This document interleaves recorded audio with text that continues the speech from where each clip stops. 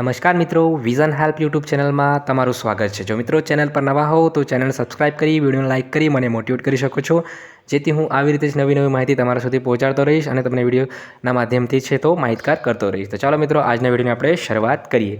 તો મિત્રો, આજના વિડીયોની અંદર આપણે વાત કરવાના છે જેટલા પણ જ્ઞાન સહાયકો તેમજ કરાર આધારિત કર્મચારીઓ છે, એક કરાર આધારિત કર્મચારીને શું હવે ખરેખર કેન્દ્ર સરકારના નિર્ણય બાદ પણ આજે ચૂંટણીલક્ષી કામગીરી છે, આગામી જે લોકસભાની અંદર ચૂંટણી થવાની છે એની કામગીરી સોંપવામાં આવશે ખરી, એના વિશે આપણે ચર્ચા કરવાના છે અને એનો છે તો નિર્ણય શું થયો છે એ પણ જોવાના છે। તો જુઓ મિત્રો, આ એક પરિપત્ર હતો જે ગુજરાત સરકાર દ્વારા છે તો 20/2/2024ના રોજ તો બહાર પાડી દેવામાં આવ્યો હતો, જેની અંદર એવું કહેવામાં આવ્યું હતું કે જે પણ જ્ઞાન સહાયકો તેમજ કરાર આધારિત જે કર્મચારીઓ છે એમનો જે ડેટા જે છે, આ સ્ટાફનો ડેટા છે તો આ ચૂંટણીલક્ષી કામગીરીની અંદર છે તો સમાવવામાં આવે એવી માગણી કરવામાં આવી હતી।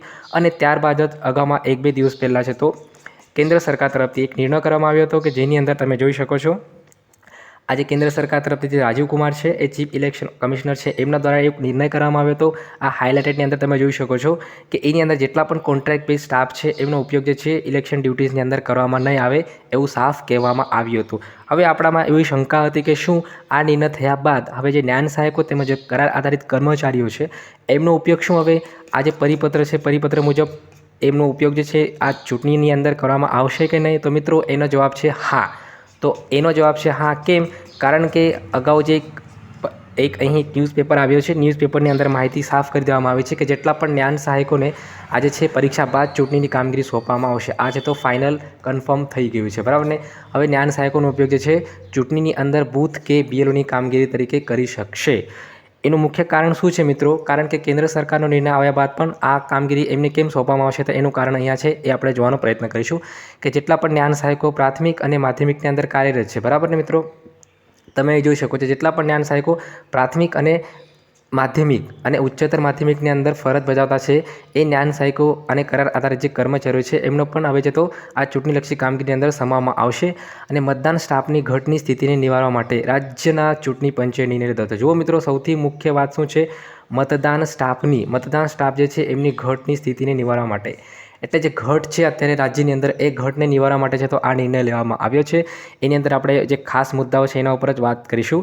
જે તારીખ 7મી મે 2024ના રોજ યોજાનાર છે એની અંદર આ સ્ટાફનો ઉપયોગ હવે કરવામાં આવશે। એનું મુખ્ય કારણ હવે તમે જોઈ લીધું છે કે મતદાન સ્ટાફની જે ઘટ છે એ ઘટ નિવારવા માટે, બરાબર ને?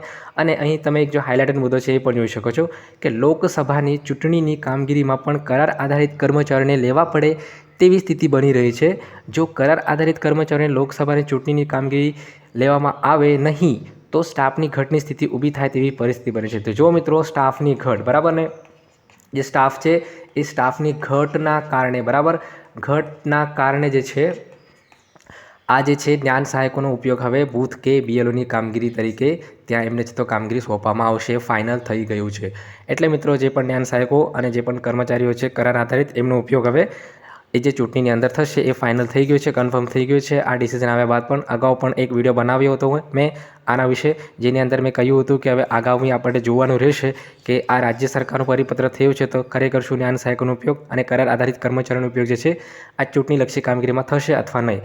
પરંતુ આનું રિઝલ્ટ હવે આવી ગયું છે અને તમે જોઈ શકો છો કે આ કરાર આધારિત કર્મચારીઓ અને જ્ઞાન સહાયકોનો ઉપયોગ છે તો હવે ચૂંટણીલક્ષી કામગીરીની અંદર થવા જઈ રહ્યો છે। તો મિત્રો, આ હતી સમગ્ર માહિતી।